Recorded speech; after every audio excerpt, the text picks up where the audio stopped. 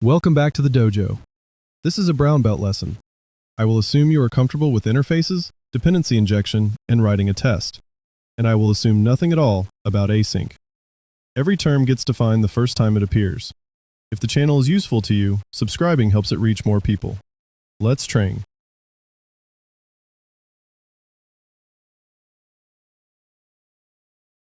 Here is code I have written, reviewed, and had to fix in production. We asked for 50 reports, one at a time. .result on the end of each call means stop here and do not move on until the answer comes back. It works. Every test passes. And on a busy server, it is the line that takes the whole thing down.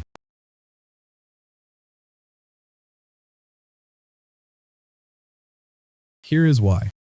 Each of those calls is waiting on something outside this process.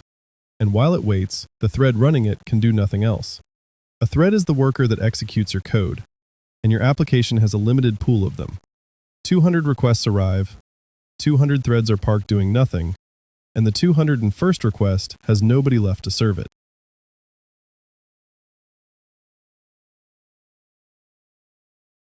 Picture the tea urn at the back of the dojo. A student is sent to fill it and switch it on. It takes 4 minutes to boil. The way most code is written, the student stands there and watches it. 4 minutes of a trained student staring at a kettle. He is not slow. He is not broken. He is simply unavailable.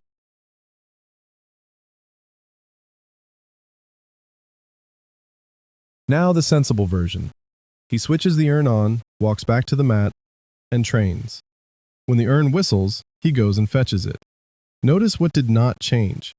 The water still takes 4 minutes. Nothing got faster. What changed is that the student was free for those 4 minutes. And notice what we did not do. We did not hire a second student.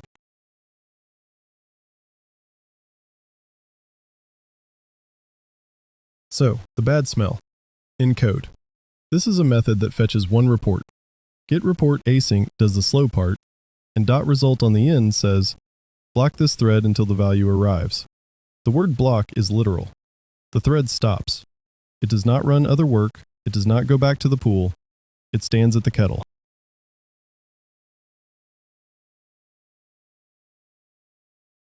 And that has a price you will not see on your own machine.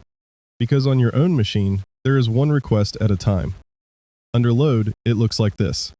Threads held, memory held for each one stack, and no work being done by any of them. When the pool runs dry, requests queue behind threads that are asleep. That failure has a name. Thread pool starvation.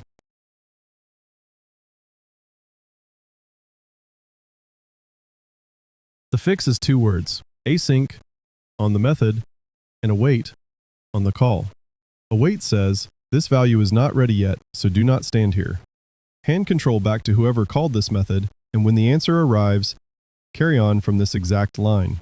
The thread is released the moment we reach the await, and it goes back to the pool for someone else to use.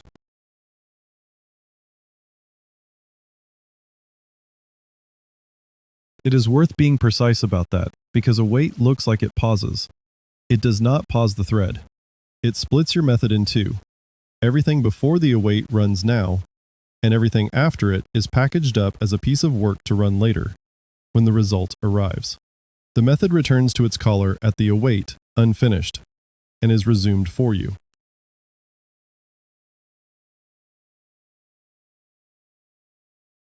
This matters for a reason worth being blunt about. Async does not make one operation finish sooner. That report takes the same 200 milliseconds either way.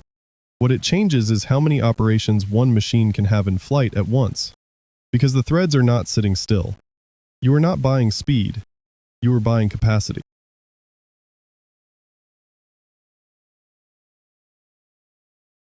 Let's build it one line at a time. We start with a blocking version. Report API stands in for a remote service, so this sample runs with no internet. GetReport async gives back a task of string, which we will unpack shortly. .result reaches into it and waits. One line, one parked thread.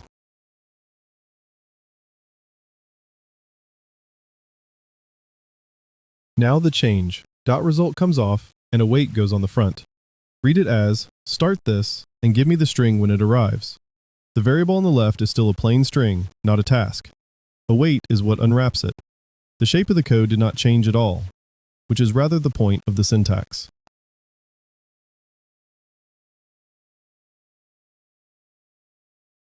But you cannot write await just anywhere. The method containing it has to be marked async, and that changes what it returns. A method that used to return string now returns task of string. Async is not part of the signature the caller sees. It is an instruction to the compiler to do the splitting we just described.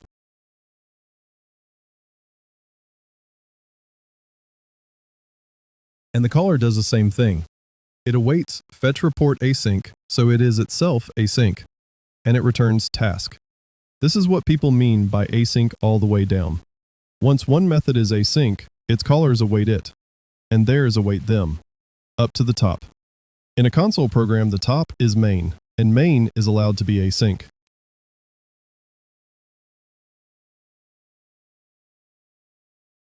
Run it, and here's what comes back. The report arrives, the length prints, and the whole thing finished in a little over 200 milliseconds. Exactly what the blocking version would have printed. From the outside, nothing changed. That is the honest result, and it is why the benefit of this is invisible until you put the code under load.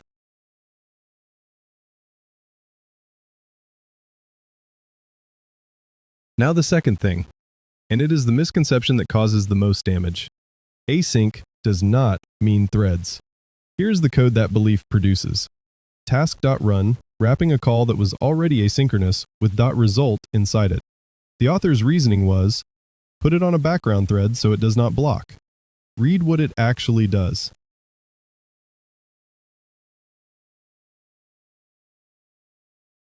It takes a thread from the pool. That thread then calls .result and immediately blocks, waiting.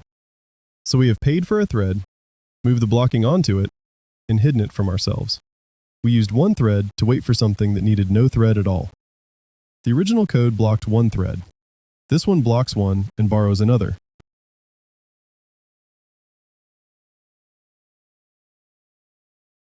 Here is what is really happening while an asynchronous read is in flight. The request goes to the operating system, and from there to a disk or a network card. That hardware does the work. Nothing in your process is waiting because there is nothing to wait with. No thread is assigned. When the answer comes back, the operating system signals your program, and only then is a thread picked up to run the rest of your method.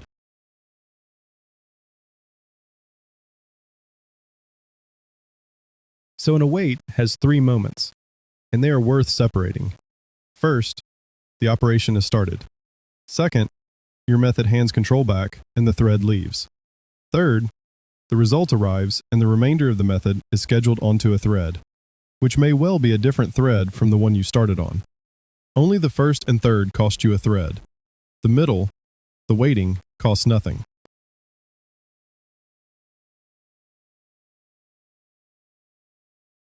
Which gives you the rule.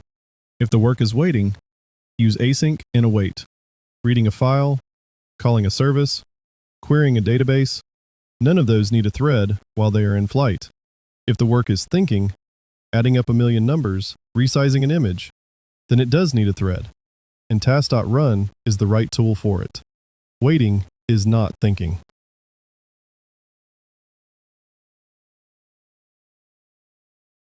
Let's prove the thread part rather than assert it. Environment.currentManageThreadID gives you a number identifying the thread running this line. We print it, await something that takes half a second, and print it again. Task.delay is a timer, not a sleep. Nothing is holding a thread for that half second.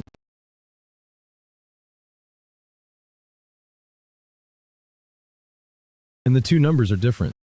We started on the main thread. While the timer ran, that thread went away and did other things, or nothing at all.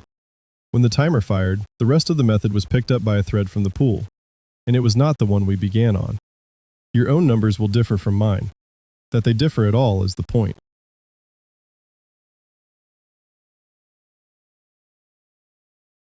Now the other side of the rule. Counting prime numbers is real work for the processor. There is no operating system to hand it to and nothing to wait for, so marking the method async would achieve nothing. Task.Run is how you move that onto a pool thread, and that is a legitimate use of it. The difference is not style. One is waiting, the other is thinking.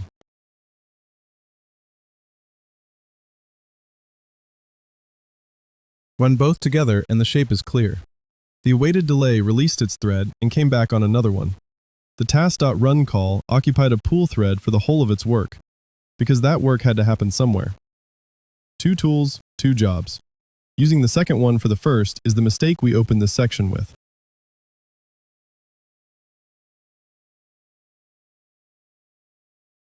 Third and last, what an async method actually gives back. Here's the version people write first, and it is the one form to avoid. Async void. It compiles, it runs, and the caller has no handle on it whatsoever, no way to know when it finished, and no way to catch what it threw.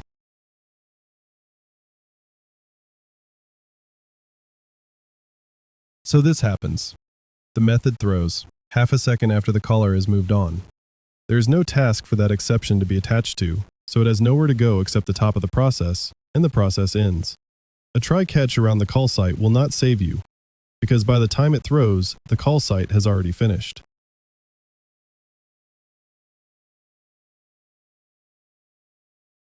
Change void to task and all of that comes back. Task is the thing an async method hands to its caller. A receipt. It does not carry a value. It carries a state of the operation, whether it is finished and whether it failed. Awaiting, it waits for completion, and rethrows anything that went wrong at the await, where you can catch it.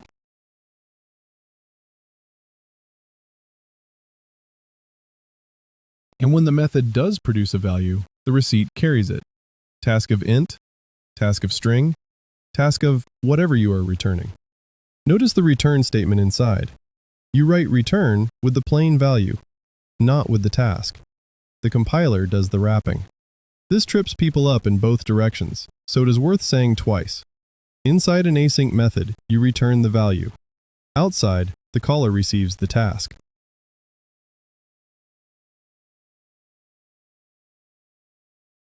So there are three shapes, and only three. Task, for an operation with no result. Task of T, for one that produces a value. And void, which exists for one narrow case, an event handler, where the framework calling you has no way to await anything. If you are not writing an event handler, void is the wrong answer.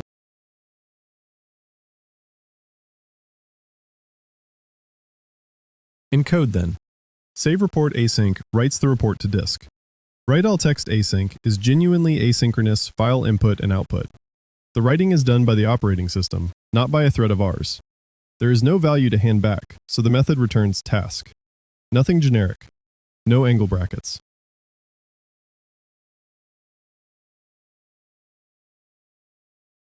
Count records async does have something to say. It awaits the report, counts the lines in it, and hands back an integer. So the return type is task, angle bracket, int, angle bracket, and inside, the return statement carries a plain int. Same pattern as before, now on a method that is doing real work.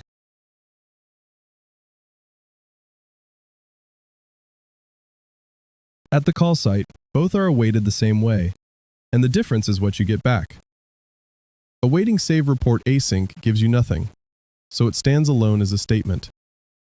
Awaiting count records async gives you an int, so it goes on the right of an assignment. Await unwraps whatever the task is carrying, including nothing.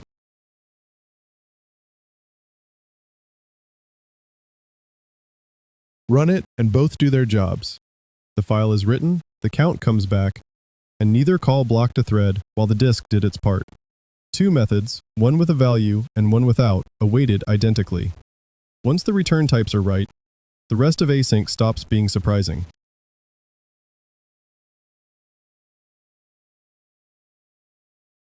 Mistake 1, and you have already met it. Async void. It hides completion, and it hides failure. The fix is the whole of the fix. Return task instead. The only place void is correct is an event handler. And even there, wrap the body in a try-catch because nothing else will catch it for you.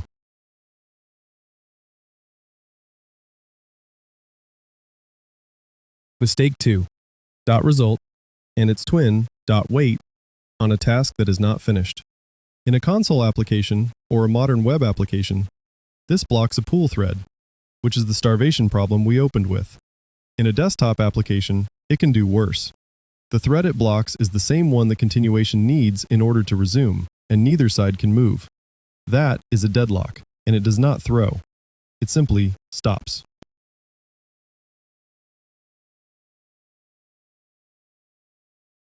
Mistake 3.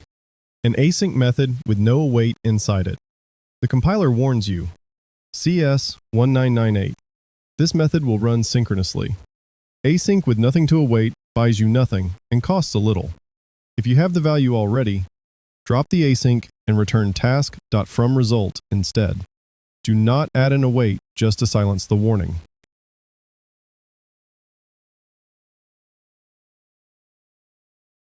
Mistake 4. Calling an async method and not awaiting it. The line compiles, the work starts, and your method carries straight on without it. If the report is not written yet when the following line reads it, you have a bug that shows up one time in 50. And if it throws, nobody is holding the task, so the exception goes unobserved.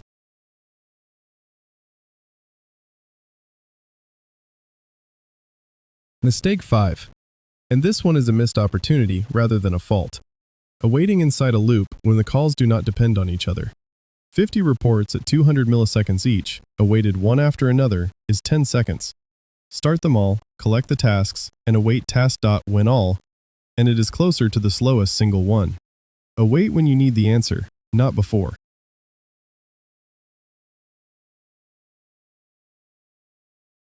So, await frees the thread instead of parking it. And it does not make anything faster, it makes more of it possible at once. Async is not threading. Waiting needs no thread. Thinking does, and that is what Task.Run is for. And an async method returns task, or task of T, and void only for an event handler. This week's drill. Search your own code for .result and .wait, and for every one you find, work out whether it can become an await. If this lesson helped you, like the video, leave a comment, and subscribe. Train hard. See you in the dojo.